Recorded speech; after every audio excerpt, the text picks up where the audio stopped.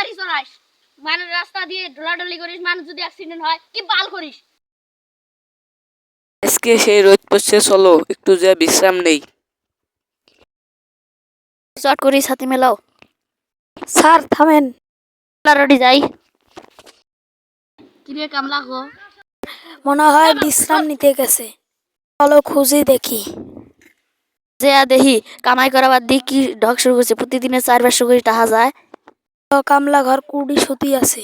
আজকে খেয়া দেম, কাম করা বাদ দিয়ে আসি সুতি আছে। ঠিকই বিড়ি যাও। স্যার চাকরিটা খান না। ঠিক আছে, তোমরা কাজে যাও, ফস করে যাও।